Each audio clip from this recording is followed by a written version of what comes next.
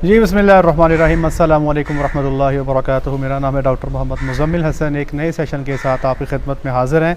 एक थोड़ा सा बर्निंग टॉपिक आपकी खिदमत में लेकर आए हैं, जिस पे बहुत सारे लोगों ने कई दफ़ा मुझे कहा 1.5 साल में, लेकिन मैं पता नहीं क्यों इस पर बात करता करता रुक जाता था।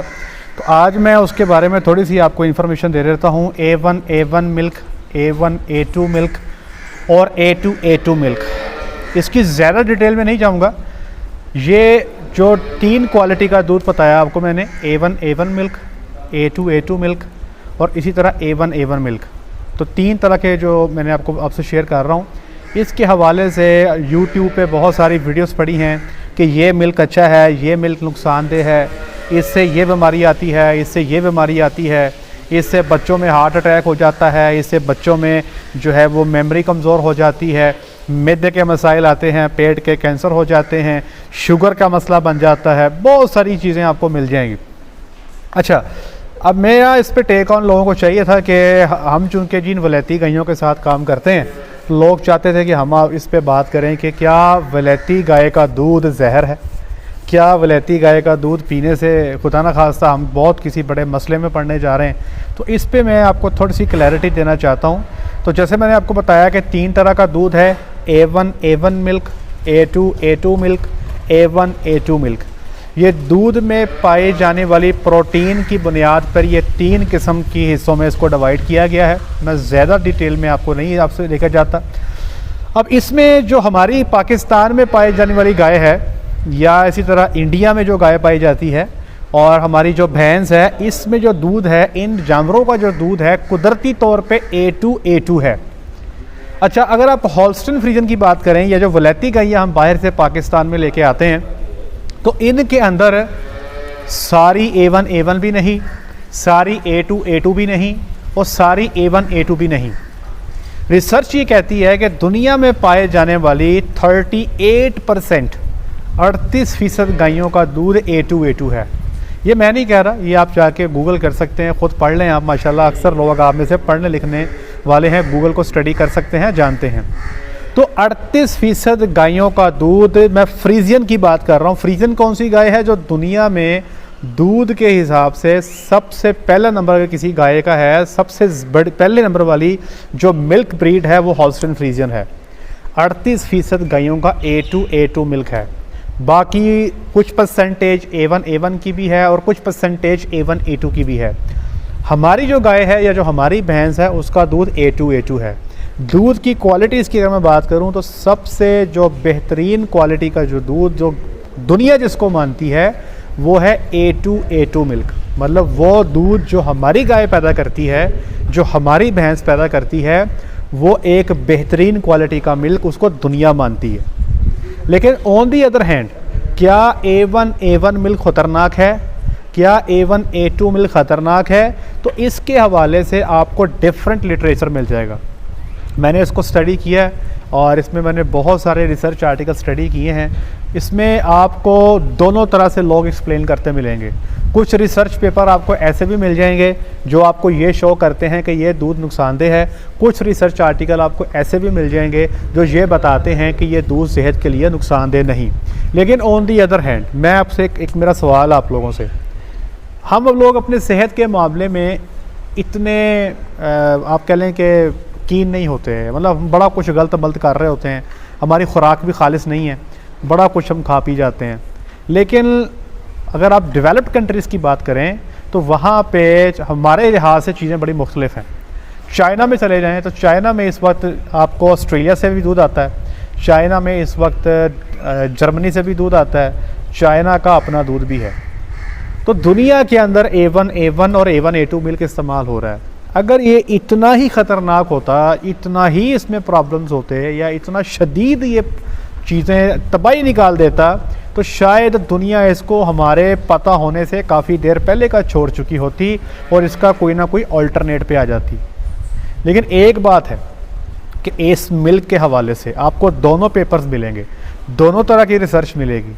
एक ग्रुप कहता है ये दूध ठीक है, एक ग्रुप कहता है कि ये दूध ठीक नहीं है। दोनों तरह के आपको पेपर्स मिल जाएंगे। लेकिन पाकिस्तान में जो गायें हैं, जो पाकिस्तान के जानवर हैं, जो दूध ये जानवर पैदा करते हैं, इनके हवाले से किसी किस्म का कोई दो राय नहीं है, यहाँ पे पाया जाने वाला दूध बिल्कुल ठीक है, A2 मिल्क है।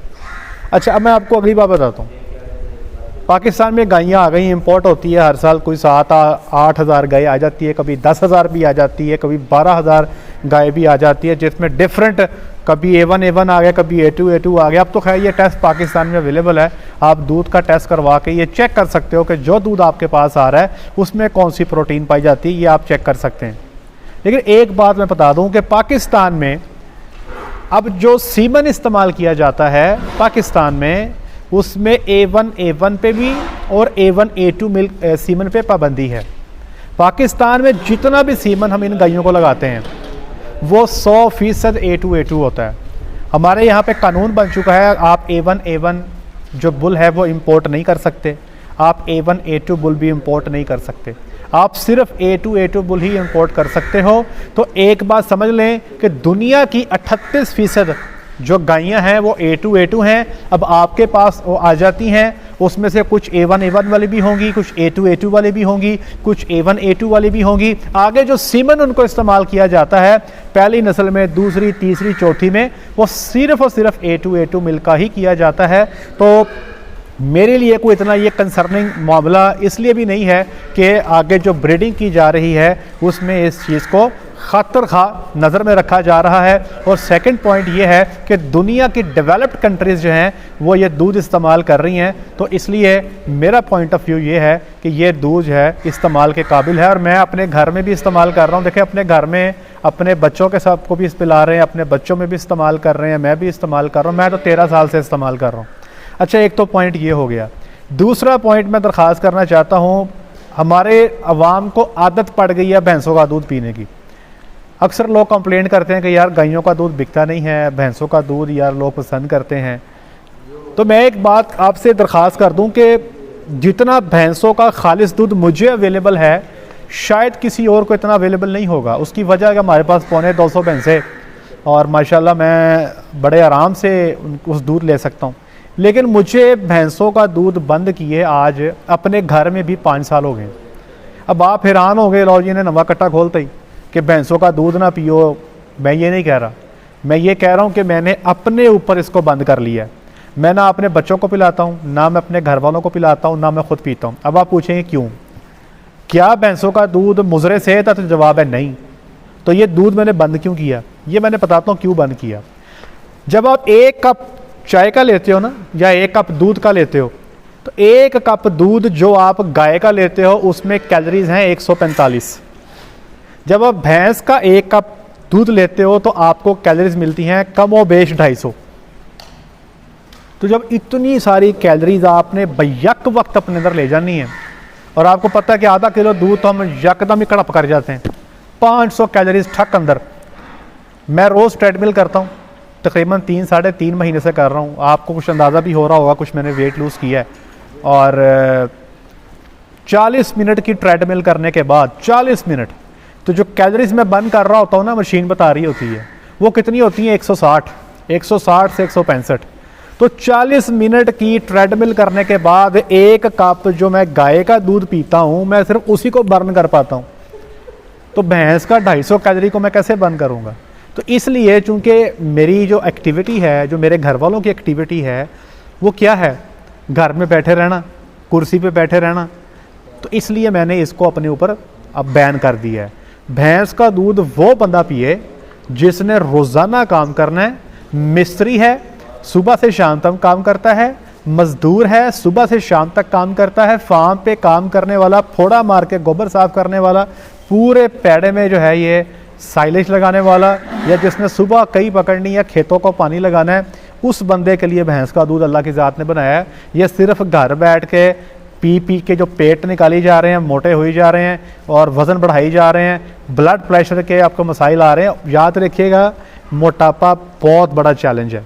मैंने अपनी ज़िंदगी के 18 साल मोटापे में, शदीद मोटापे में गुजारे हैं। मुझे पता है, इट्स लाइक अ नाइटमेयर। मुझे आई कैन फील इट कि ये कितना बड़ा मसला है। तो बड़ी मुश्किल से जो है वो अल्लाह की ज़ात ने खैर इससे निकाला। तो भाई मेरे, ये जो भैंस का दूध है बहुत अच्छी चीज़ है, लेकिन उस बंदे के लिए है जो रोज़ाना काम करने वाला बंदा है, जिसने सिर्फ कंप्यूटर पे बैठ के ठक ठक ठक ठक करनी है, या कार पे बैठ के ऑफिस से बैठ के घर आना है, या घर में भी काम करने वाली ख़वातीन जो सिर्फ टीवी पे अपना ड्रामे श्रामे देख के फिर अपना बिस्तर पे फिर टीवी पे फिर किचन, ये इतना काम कुछ भी नहीं है। वहाँ पे भैंस का दूध पी के सिर्फ़ और सिर्फ वज़न बढ़ाएंगे, पेट निकालेंगे। एक्टिविटी लाइफ में नहीं है तो आप भैंस के दूध को डिज़र्व नहीं करते। तो उम्मीद है ये चीज़ें आप इसको ज़रूर इम्प्रोवाइज़ करेंगे, अपने लाइफस्टाइल में शामिल करेंगे। जहाँ पे मुझे कहीं पे भैंस का दूध मिल भी जाता है तो मैं उसमें आधा पानी शामिल करवाता हूँ। 1 लीटर दूध भैंस का है तो उसमें 1 लीटर दूध पानी शामिल कर लेते हैं, तो तब जो 1 कप चाय का बनता है उसकी कैलोरीज 125 रह जाती हैं। तो ये चीज़ हमें देखनी होगी, अपना वज़न कंट्रोल करना होगा, लाइफस्टाइल को बेहतर करने की ज़रूरत है। उम्मीद है ये चीज़ें आप इसको गो थ्रू करेंगे, क्योंकि अल्लाह की ज़ात सबको मोहताजी से बचाए। मैंने देखा है मोटापा जो है ना जी, वो अक्सर औकात आपको उस नहज पे ले जाता है कि बाद में आप दूसरों की मोहताजी पे आ जाते हैं। अल्लाह हम सबको अपना ही मोहताज रखे, दूसरों की मोहताजी से बचाए। आज के लिए इतना ही, अपना ख्याल रखें, दुआ में याद रखें, 5 वक्त की नमाज़ अदा करें। अस्सलामु अलैकुम।